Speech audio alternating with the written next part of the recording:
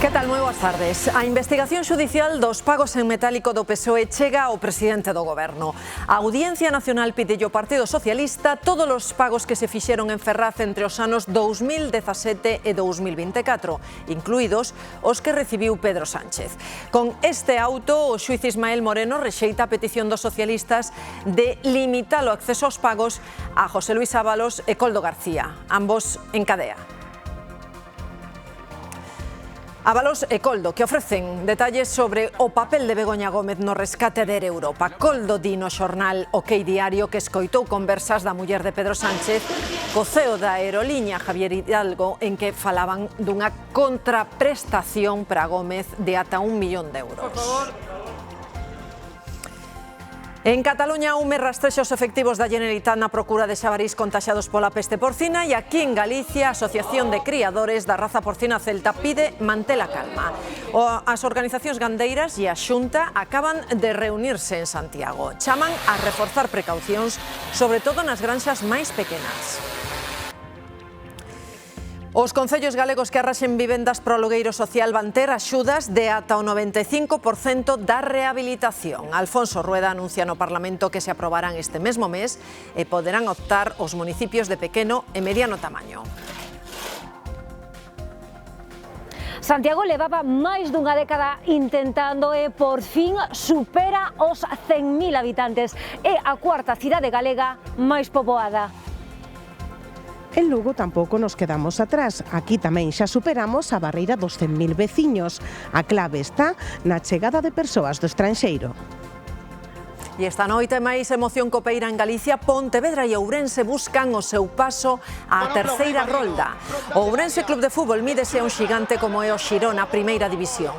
Os das Burgas chegan embalados encadeando vitorias épicas como a do sábado pasado contra o Salamanca. E o Pontevedra recibe o Eibar, un partidazo que poderán ver na G2 ás 9. No tempo despois da pequena tregua que tivemos pola mañá volve a chuvia porque entra unha fronte que barrerá Galicia. No mar segue o temporal e está todo o litoral en aviso laranxa. Non é ademais o único aviso, xa que a zona da Mariña tamén vai estar en aviso amarelo polos fortes refachos de vento.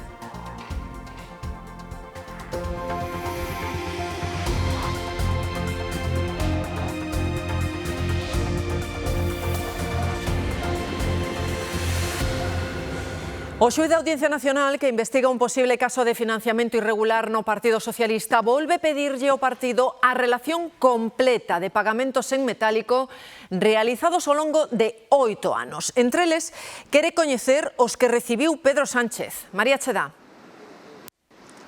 Sí, inclúe o presidente do Goberno e correspóndese ademais este período no que Pedro Sánchez é o máximo mandatario do partido. É o último intento do Partido Socialista que asegura que está colaborando coa xustiza, pero ata agora o que fixo foi remitir un comunicado ao magistrado para que especificara se únicamente precisaba os pagamentos a Ábalos, Koldo e Cerdán.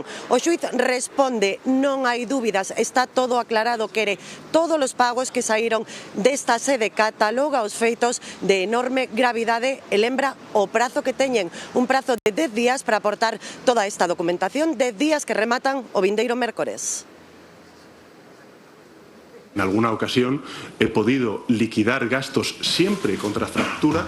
A Audiencia Nacional quere saber canto e cando cobrou o presidente en efectivo do PSOE. Pero non só el, o xuíz Moreno é categórico. Quere todos os pagos en metálico entre os anos 2017 e 2024. Aféctenlle a quen lle afecten, non só os de Koldo e Ábalos.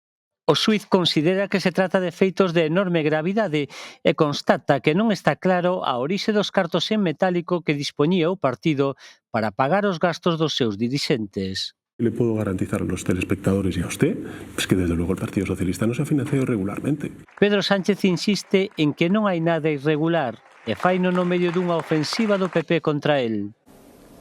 Ayer Sánchez mintió a todos los españoles una vez más. Se muestra una cara de las vidas privadas que uno no conoce. Y yo creo que eso es lo que quiso decir el señor Sánchez. A pesar de que todos los españoles hemos visto un mensaje del señor Sánchez a Ábalos hablando sobre su amistad. Din os de Feijóo que minte sobre Ábalos e minte sobre Cerdán. Santos Cerdán e a súa muller deberán comparecer no Senado este mes e os populares estudan tamén chamar a Begoña Gómez. Queren explicacións sobre o seu papel no rescate de Air Europa. E mentres o Goberno tenta recuperar o apoio de Junts, Cataluña vai xestionar directamente as oposicións para seleccionar os interventores, secretarios e tesoureiros. Son funcionarios do Estado, pero traballan nos concellos e nas deputacións. A pesar desa nova cesión, os de Puigdemont insisten en que van seguir bloqueando a legislatura mentres o PSOE non cumpra todo o que lles prometeu. Outra comunidade, Navarra, asumirá o control da AP68, a autoestrada que conecta Bilbao con Zaragoza. O Goberno Central acordou traspasarlle á comunidade foral a titularidade de case 40 kilómetros desta vía. Ademais, en 3 anos, a Policía Foral pasará a encargarse da vixilancia e xestión de estradas en todo o territorio. Dende Galicia, a Xunta exixelle ao Executivo que cumpra do mesmo xeito e que transfira xa a xestión da AP9 tal e como reclamou por unanimidade o Parlamento galego. Non sabemos exactamente cales son os termos, nin sabemos a versión do Ministerio. Pero isto non ven a ser máis que un agravio máis a Galicia, porque en Galicia lle estamos pedindo en fai anos o traspaso da titularidade da AP9 e o rescate nos últimos tempos, pero con Galicia nin sequera se senta. Galicia activará novas axudas para aumentar o parque de vivenda social. Irán dirixidas aos concellos que rehabiliten pisos baleiros para destinalos ao alugueiro. O presidente da Xunta avanza que as subvencións cubrirán ata o 95% das obras de reforma e que o programa quedará aprobado este mesmo mes no Consello da Xunta. Imos triplicar no ano 26 a cantidade que lle damos aos concellos para que rehabiliten inmuebles de carácter municipal que están en desuso, os dediquen a alugueiro social. 95% que vai pagar a Xunta de Galicia e queda blindado o carácter social. A vivenda pública volvía a estar no debate parlamentario. Alfonso Rueda insiste no seu compromiso de duplicar o parque público nesta legislatura, pero a líder do BNG está convencida de que non o van conseguir, Xesús. Ola, que tal? A Ana Pontón lle resulta imposible que a Xunta sexa quen de rematar a construción de 4.000 novas vivendas públicas de aquí ao ano 2028. Propón mellor que a Xunta merque directamente con cartos públicos ese número de vivendas xa construídas. Alfonso Rueda recordoulle a líder do BNG que a construción é un proceso, non é maxia, pero convidouna a asistir á entrega das primeiras vivendas que será a principios do próximo ano en Pontevedra. Recordou Ana Pontón que hai 22.000 persoas apuntadas na lista de demandantes de vivenda pública, moita demanda e pouca oferta. A solución, di ela, non pasa pola construción, senón pola compra. Estamos propoñendo que en 5 anos merquen 4.000 vivendas para destinalas a aluguer. Resulta que hai que comprar pisos, e se non los venden hai que expropiar, moi venezolano, moi de como este, é a solución máxica. Imposible, repetiu varias veces a voceira nacionalista, que estén feitas 4.000 novas vivendas públicas antes de que remate 2028. É que vostede sabe perfectamente que en 2028 non vai haber construídas 4.000 novas vivendas públicas en Galiza. Non, onde están eses pisos? Lle volvo a decir, señora Pontón, construíndose, non poñes as caras, é certo construíndose. Hai unha cousa que se chama facer unha obra, executala, non se falla así. Vostede cree que a política é máxica, porque claro, desde a oposición, tantos anos. Nesta sesión, o socialista Gómez Besteiro volveu criticar o proxecto industrial de Altri. Rueda lamentou que para tentar impedir a súa posta en marcha, os socialistas negaran unha nova subestación eléctrica para toda a provincia de Lugo. O que vai, esa alegación vai a ningures, esa alegación para salvar o soldado Altri vai camiño de ningures. Xa sabemos que na Moncloa non lle fan ningún caso. A única vez que tuvo éxito foi cando conseguiu convencelos de que por apuntarse vostede un pequeno tanto político valía a pena deixar unha provincia sin conexión eléctrica por moitísimo tempo. Iso é o seu logro. Rueda aposta por converter Galicia nun dos epicentros da minería moderna. O presidente lembra que temos a metade dos minerais máis demandados polas industrias tecnolóxicas e di que o apoio da Xunta está garantizado para todos os proxectos sostibles que xeren emprego na nosa comunidade. As empresas piden crítica construtiva e valor para impulsar un sector estratégico. Avanzar xuntos cara a unha minería máis sostible, pero non para o non polo non, non para que se faga política co noso sector e co noso futuro. E se hai que decidir entre que extrae nada máis e que extrae valoriza, dende logo, ímolo ter absolutamente claro. E telo claro é axudar, non estorbar, non exixir máis algo do necesario. Eso sí, ser moi riguroso co que hai que exixir. En Cataluña, UME e o Seprona, os efectivos tamén da Generalitat seguen cos traballos para conter o gromo de peste porcina. Están rastrexando un perímetro de 20 kilómetros na procura de xabarís que poidan estar contaxiados con cans e tamén con drons. Ata agora localizaron 40 cadáveres, 9 deron positivo. O virus non chegou a ningunha granxa porcina e por iso o ministro de Agricultura pide tranquilidade. Lo fundamental, aislar del foco cualquier explotación y, por tanto, evitar que pueda ampliarse. Por eso estamos actuando con contundencia, serenidad, por supuesto, al sector y también a los ciudadanos, y se puede continuar consumiendo productos porcinos, carne fresca y productos transformados porque no hay ningún riesgo al respecto. No entendemos esta dejación de funciones que está haciendo el Gobierno de España. Hemos estado meses y años alertando de lo que podía pasar si esa cabaña crecía incontroladamente. Hoy estamos viendo las consecuencias de ese fanatismo. Hemos visto también cómo esa cesión a eliminar progresivamente el Seprona en Cataluña ha llevado a que haya menos efectivos del Seprona en Cataluña en estos momentos. En Galicia hai unhas 2.500 granxas de porcino. O sector e a Xunta, reunidos este mércores, confían en que o brote non entre na comunidade. Non temen os efectos sanitarios, pero sí os económicos. Creen que o prezo desta carne pode baixar porque o mercado interno vai ter que absorber o que se deixe de exportar. E no mercado español, o máis afectado é Galicia, onde o 90% da nosa produción vai prácticamente ese mercado. Por esta razón, a conselleira galega do ramo vai pedirlle ao Ministerio que se esforce na diplomacia. Non temos por que crear esas alarmas e creo que é un tema que hai que negociar, como se fixo co caso de China, non? Esta tarde o ministro reúnese con todas as comunidades. Galicia pedirálle un plan estatal para reducir as poboacións de xabaril, tal e como reclaman os produtores. Fálanse de unha poboación de máis de 1,5 millón de animais en toda España e cos correspondentes maioría deles na cornisa cantábrica. A nivel galego, a Xunta anuncia que se van incrementar as batidas. Agora imos ir máis cara onde están ubicadas as granxas. A Xunta tampouco descarta estender a emerxencia cinexética máis alá de febreiro e que actualmente permite cazar xabarís sen límite no 80% dos concellos galegos. Se pensan en comprar un coche eléctrico, atendan porque o Goberno anuncia novas axudas e ampliación de puntos de recarga. Un plan dotado nada más y nada menos que de 400 millones de euros en ayudas para el año 2026 directas a la compra de este tipo de vehículos. 400 millones de euros. España tenta impulsar o coche eléctrico nun momento no que a Unión Europea xa está aberta a seguir matriculando vehículos de motor tradicional máis aló do ano 2030. Así que neste contexto cambiante, os galegos apostamos nas nosas compras polos modelos híbridos. Mariola. Si os compradores teñeno claro, os híbridos e a modalidade de híbrido enchufable son os modelos que encabezan a escala de coches máis vendidos. Con todo, a electrificación vai gañando terreo, no que vai de ano duplicáronse as vendas deste tipo de vehículos.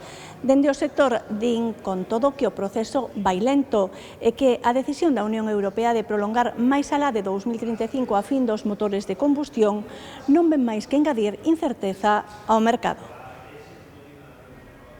Un mercado clave para a economía que abre unha chea de interrogantes para os compradores. Quero comprar un coche, pero é que estou mirando que ainda non teño moi decidido, iso é o problema. Modelos eléctricos, híbridos e mesmo motores de combustión que aínda se venden. Hai certidumbre aínda do que vai ocurrir, que o que está pasando é que a xente o que fai é estirar máis o seu coche.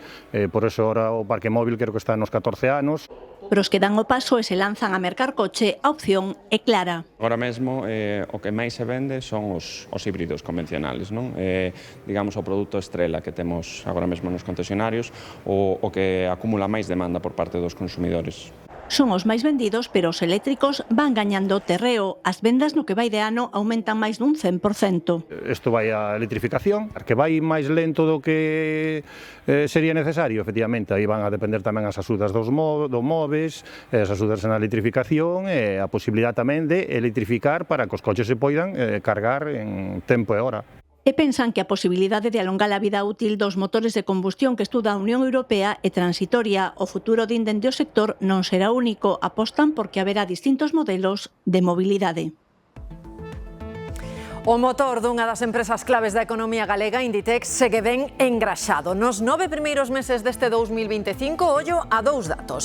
As vendas, porque medraron un 2,7% ata os 28.000 millóns de euros. E os beneficios, que aumentaron case un 4% ata os 4.600 millóns. Estes resultados levan a Textil a dispararse na bolsa un 9% e impulsaron o IBEX 35 ata o récord histórico dos 16.700 puntos. A multinacional anuncia ademais que ficha o ex primeiro ministro italiano Enrico Letta como presidente do seu Consello Asesor Internacional. E hoxe volveron traballar os empregados de Sargadelos despois do último peche temporal, pero non saben por canto tempo.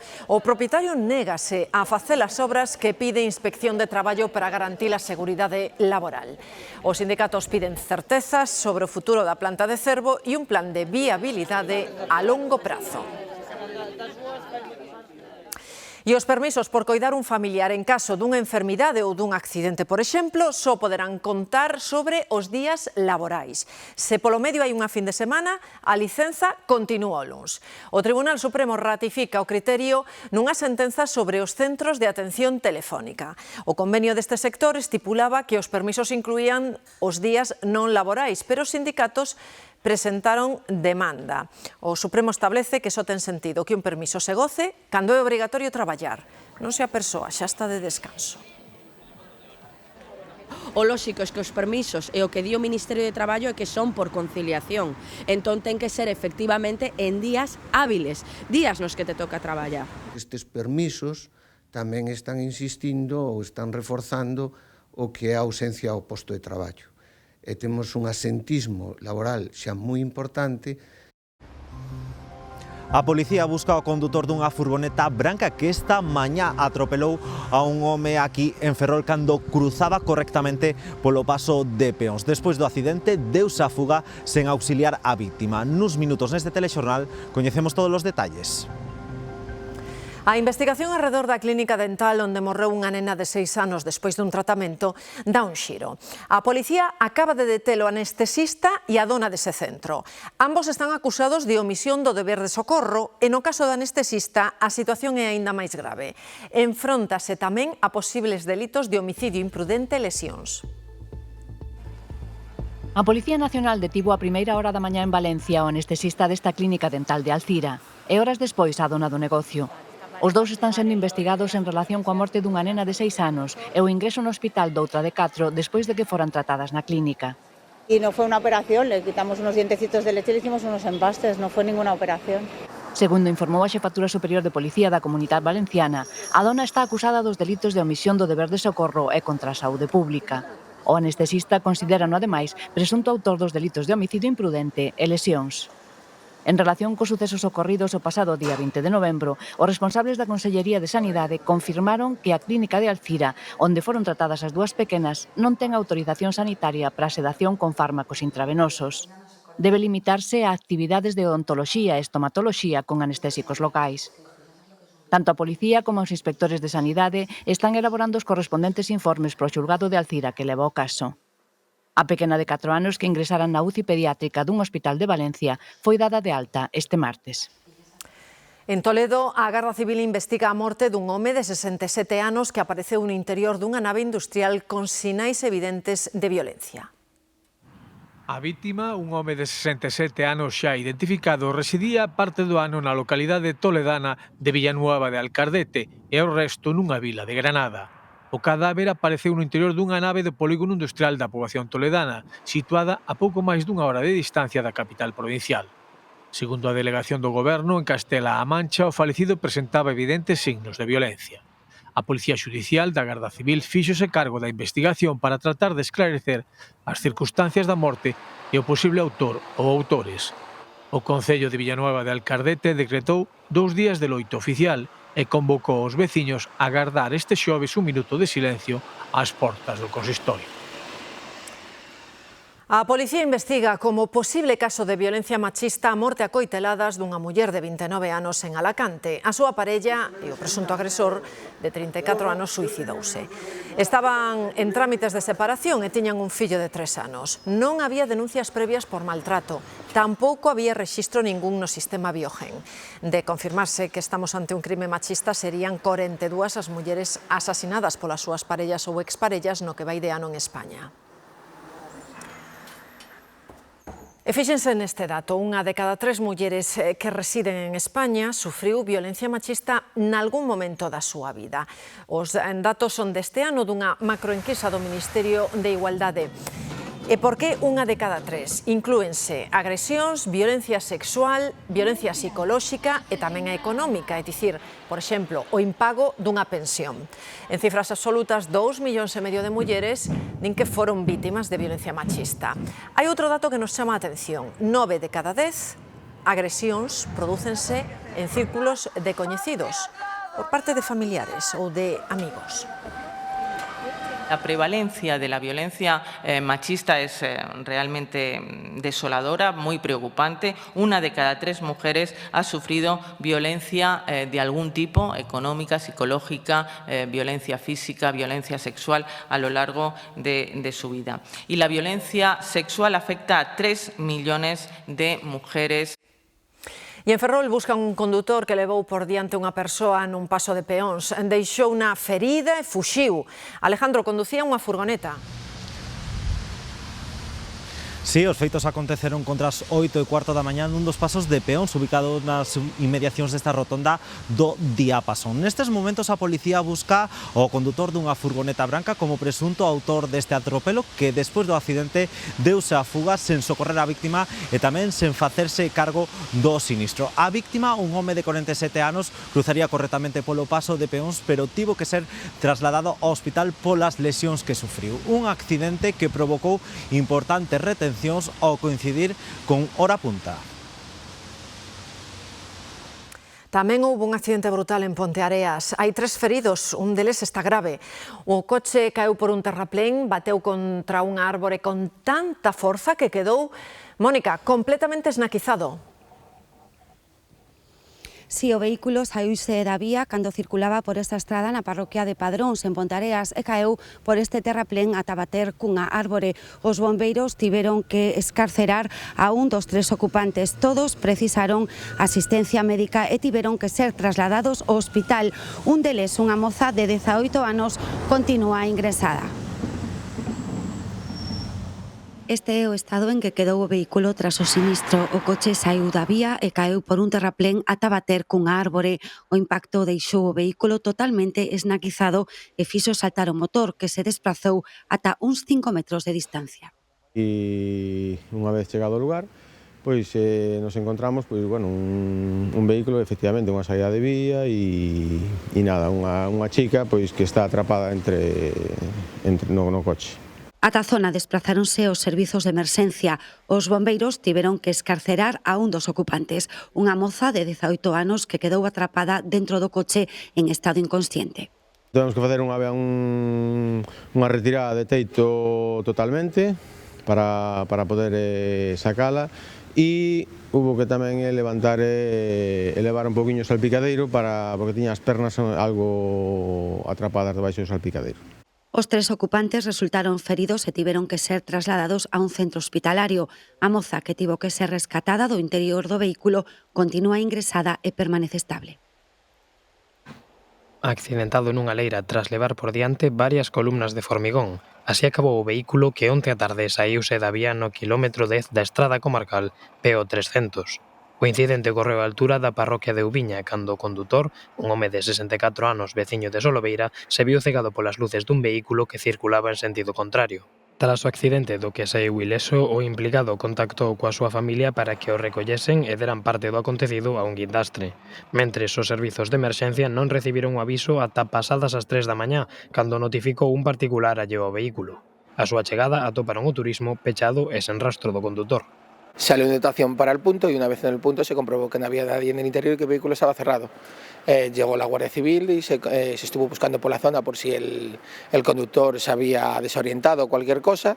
No se encontró a nadie y ya la Guardia Civil hizo las investigaciones para encontrar al conductor del vehículo.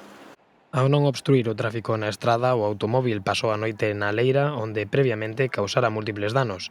Foi esta mañá cando o guindastre, que fora notificado con anterioridade, retirou o vehículo do lugar. Estar preparados ante catástrofes, reaccionar con rapidez. Ese é o obxectivo dun simulacro que fixeron esta mañá efectivos de Portugal, Galicia e Castela e León. A cooperación neste tipo de emerxencias é vital, Alberto. En realidade, neste simulacro transfronteirizo son 5 en 1, xa que estáse desenvolvendo, por exemplo, o rescate dos accidentados nun autobús, tamén unha persoa en altura, a extinción dun incendio forestal, a búsqueda dun desaparecido e para rematar o acceso a un aeroxenerador onde se producía un accidente laboral. Simulacro realizado conxuntamente por equipos de emerxencia de Castela e León, do país veciño de Portugal, e tamén representado Galicia por parte de Axega. Realízase periódicamente e o que se trata de evitar é que cando se produzca na fronteira un accidente importante, os equipos non estén preparados. Un autobús ten un grave accidente de tráfico con varias vítimas. Se contemplan no exercicio 5 escenarios, un autobús que se sale da carretera e ten múltiples víctimas, pero que provoca un incendio forestal. Este incendio tamén afecta unha zona de muiños eólicos, hai que rescatar a xente dos muiños, hai que facer rescate en altura, e tamén afecta unha zona de turismo e temos que facer rescate en alturas con un grupo de xente. Un simulacro multirrisco no que participan de xeito coordinado 200 efectivos de Portugal, Galicia e Castela e León. Uma emergência não tem fronteiras, não tem áreas administrativas e a cooperação transfronteiriça não é uma opção, é uma necessidade estratégica. E daí este exercício para que ponhamos as várias forças dos vários países, Portugal e Espanha, a trabalhar em conjunto. Este exercicio é unha mostra, segundo o proxecto de cooperación transfronteiriza a tempo, de que a unión salva vidas. O que trata iso, máis que nada, de establecer procementos de traballo conxuntos, establecer tamén os medios dotacionais que necesitamos a un lado e outro da fronteira e compartilos cando é necesario, establecer estes exercicios de contacto, de coordinación en formato simulacro, indudablemente, para que o día que teñamos unha intervención real facilitar a intervención, que sexa máis eficaz. O obxectivo é fortalecer a capacidade de resposta das unidades de emerxencia entre diferentes rexións, con vistas a catástrofes por eventos climáticos extremos e riscos tecnolóxicos. Que operaba o misterioso voo MH3. A investigación dun dos maiores enigmas da historia da aviación vai se reabrir. Falámoslles de Malaisia, que retoma a busca daquel avión que se esfumou hai case 11 anos con 239 persoas a bordo cando voaba dende Pequín a Kuala Lumpur. Sábese que os controis foron manipulados para que o avión saíse da súa ruta, pero non quen puido estar detrás desa manipulación, nin que pasou co aparello unha vez que se perdeu todo o contacto. Aquí en Galicia investigase a relación entre un coche ao que lle prenderon lume adrede en Camariñas e unha operación contra o marisqueo ilegal. Creen que os furtivos puideron queimar o coche por vinganza, Mercedes.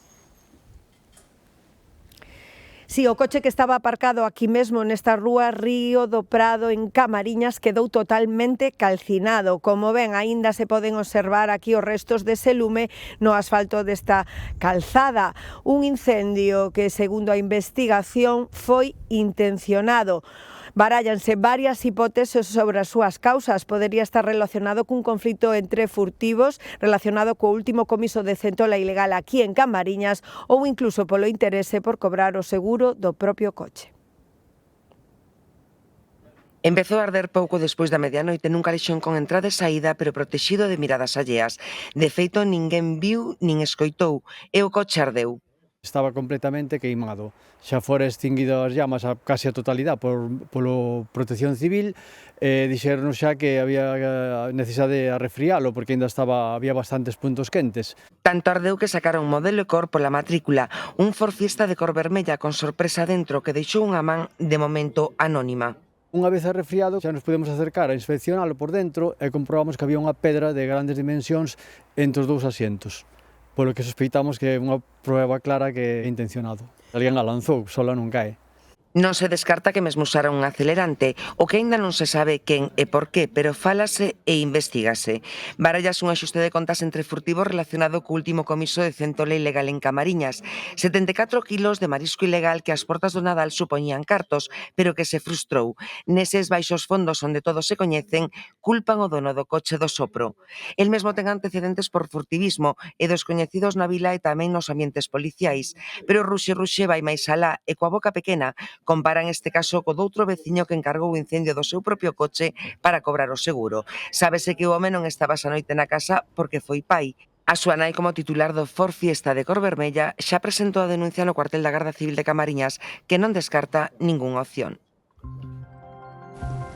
Segunda xornada consecutiva de nevaradas en puntos elevados das montañas de Lugo e de Ourense, nevadas que durante a noite xeraron certa complicación na circulación, sobre todo de estradas secundarias e tamén na A52, o seu paso pola provincia de Ourense. Neve e frío que nos acompañan durante esta xornada, nuns minutos contámoslles ata cando nos vai acompañar este tempo invernal. E presten moita atención, se están planificando unha viaxe ao Reino Unido porque o ano que ven endurécense os trámites. Non abondará con solicitar o visado digital que xa é obrigatorio dende esta primavera, María. Ata o momento, para entrar no Reino Unido, abondaba con solicitar a autorización electrónica de viaxe, a coñecida como ETA. A súa simple solicitude era suficiente para visitar o país en estadías curtas de ata 6 meses, pero a partir de febreiro isto cambia, xa non chega con amosar o comprobante de que se solicitou e se está á espera de aprobación. No momento da viaxe, a ETA deberá estar xa aprobada. As aerolíneas, por exemplo, non deixarán embarcar as persoas que só presenten a solicitude. Será imprescindible que conten cunha resolución favorable e aínda que na maioría dos casos esta resolución positiva é automática, noutros pode demorarse ata 3 días. O Sergas lanza unha convocatoria extraordinaria para que os nenos se vacinen da gripe. Están citados 33.000 rapaces de entre 6 meses e 11 anos para este venres tarde e pro sábado. O venres inmunizarase só nos hospitais comarcais. No resto dos centros sanitarios haberá o sábado horario de mañá e de tarde. O conselleiro de Sanidade chama a participar para protexerse contra o virus. É moi importante a vacinación dos máis pequenos porque é unha maneira tamén de proteger frente á infección non tenemos da gripe en xente máis adulta, sobre todo en xente maior. E o frío non nos deixa de momento e volveu a neve, os cumios máis altos. Na montaña de Lugo mesmo houbo problemas, como escoitábamos hai uns momentos a Xoel, para circular por momentos. Xoel. Sobre todo, Marta, polos acumulados que deixaron estas nevaradas en puntos da montaña de Lugo, pero tamén en concellos da provincia de Ourense, en zonas de montaña, como por exemplo en Tribes, onde os conductores mesmo tiveron que dar aviso ao 112. Ademais, a Dirección Xeral de Tráfico tamén se viu obrigada a emitir advertencias para aqueles que circulaban pola A52 o seu paso por este lugar de Vilabella, no concello ourensán da Mezquita, xusto no límite coa provincia de Zamora. Non foi necesario pechar esta autoestrada, pero sí limitar a circulación de vehículos pesados. Desta hora, a situación do tráfico na nosa comunidade é de total normalidade porque non hai presenza nin de xeo nin tampouco de neve. Marchan pouco a pouco estas nevaradas, pero permanece o frío e tamén, como poden ver, as precipitacións. Bueno, estaba bastante nevado, o coche meu tiño cheo de helada para ir a traballar, e a verdad que neste tempo ainda nevou bastante, parecía pouca cousa, pero ainda foi moita. Isto, como nevaba hai anos, non é nada. Pero ainda pode vir máis. A Organización Mundial da Saúde pide que a Seguridade Social dos países inclúa os medicamentos de última xeración para adelgazar. Son efectivos, pero moi caros. Os prezos superan os 100 euros ao mes. A espera do que cada país faga, en Europa xa hai algún proxecto para introducir xenéricos máis baratos. María. Sí, a día de hoxe no mercado europeo son caros porque só os ofrecen as marcas comerciais que os inventaron, pero agora mesmo xa hai unha multinacional que está tramitando os permisos para poder vender un xenérico a partir do primeiro trimestre de 2026 do ano que ven. Empezan en Dinamarca, Noruega, Suecia, Francia e a República Checa. Nos Estados Unidos xa iniciaron a súa comercialización. Grazas, María. Xa somos oficialmente máis de 2.700.000 galegos. O INE confirma o aumento da poboación no ano 2024 e ese crecemento nótase na maioría das cidades. Nuria. Sí, son especialmente significativos os casos de Santiago e de Lugo que superan por primeira vez a barreira dos 100.000 habitantes, o que supón maiores posibilidades de financiamento e tamén máis concelleiros en caso de manterse esta cifra ata os vindeiros comicios municipais. Aumenta tamén a poboación na cidade da Coruña, que está xa en 251.500 habitantes, a cifra máis alta das últimas décadas. E medra tamén na cidade de Ferrol, que confirma un cambio de tendencia despois de anos perdendo poboación. Por fin gaña veciños, son xa preto de 65.000. O INE acaba de publicar o censo anual de poboación que corresponde aos datos de 1 de xaneiro de 2025 e Galicia encadea outro ano máis á alza. Somos casi 9.000 residentes máis e moito é polo impulso dos estranxeiros, xa que o saldo vegetativo segue sendo negativo. É algo bueno porque nos están recibiendo de maneira acogedora. Que veñan que riqueza, que é o fundamental. A Coruña supera os 250.000 habitantes, a cifra máis alta en décadas. Hai buen trabajo e buenas perspectivas de trabajo. En xeral, todas as cidades galegas están na senda do crecemento demográfico. Narón e Ferrol lideran a suba en toda a súa comarca, pero onde as cifras do INE marcaron un fito histórico foi en Lugo e Santiago. Por primeira vez superan de xeito oficial a barreira dos 100.000 habitantes. A mellor ves aquí de paso, de viaxe ou ves peregrinando e atopas aquí no camiño e hai moita xente que namora de Santiago e queda aquí. Se repercute na cidadanía activamente, pois é algo positivo. A cifra de 100.000 supón un punto de inflexión moi importante, porque vai incidir na distribución dos fondos estatais e logo tamén se posicionan moi ben para a chegada de fondos europeos. Tamén son cidades máis atractivas para o asentamento empresarial. Porque lles permite, pois ter máis servizos, obviamente, saben que as mobilidades e infraestructuras sempre tamén van estar mellor. Oportunidades económicas, empresariais, pero tamén culturais. Pois novos concertos, novos artistas, exposicións, eu penso que lles vai favorecer moito. Un estudo liderado por un investigador galego apunta a que as tatuaxes poden diminuir as nosas defensas. A tinta non queda só na pel e pode chegar aos ganglios linfáticos. Pois a idea principal do estudio é que os tatuaxes non son solamente un procedimento cosmético. O director da Investigación Natural de Vilanova de Arousa aténdenos desde o seu despacho da Universidade de Lugano, onde é profesor. O que viron tras 7 anos de estudo é que a tinta das tatuaxes circula polos vasos linfáticos. Se acumulan uns órganos que se chaman nódulos linfáticos, desde modelos animais hasta mostras humanas, pois de pacientes por calquer motivo sufriron unha intervención que lle leva a evaluar os nódulos linfáticos e víronse que estaban completamente cheos de tinta. Para dixerir eses pigmentos, as células do sistema inmune provocan unha reacción inflamatoria. Esta reacción inflamatoria mantense no tempo afectando de como reconoce o sistema inmune os patóxenos. Preguntamos no Clínico de Santiago, onde non observaron patoloxías graves asociadas ás tatuaxes. Din que ata agora todos os estudos en persoas demostran un risco irrelevante. O tabaco é, por exemplo, 30 veces maior. Esa tinta chega, digamos, ao noso sistema inmunitario? Sí. De aquí a traducir que eso hai maior risco de cáncer, maior risco de menor resposta a vacunas? Non hai nada demostrado. Tampouco se trata de alarmar a xente, pero faltan estudios todavía desde o punto de vista epidemiolóxico que evalúen o impacto real desa tinta.